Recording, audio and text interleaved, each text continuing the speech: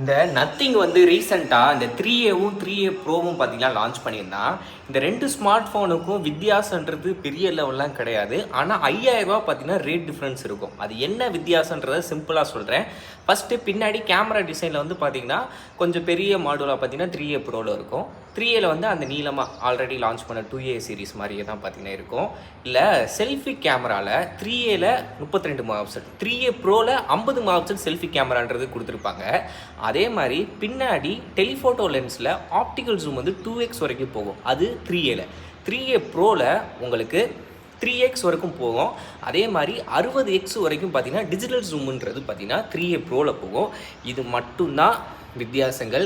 மற்றபடி display resolution, processor, battery எல்லாமே பார்த்தீங்கன்னா சேம் தான். டிசைன்லையும் கேமராவோட மெகா பிக்சல்லையும் தான் வேறுபாடே இருக்குது. நீங்கள் என்ன நினைக்கிறீங்க? ஆல்ரெடி நம்ம சேனலில் டீட்டெயில்டு வீடியோ போட்டிருக்கோம். அதுக்கான லிங்க் கீழே இருக்குது. அதையும் செக் அவுட் பண்ணி பாருங்கள்.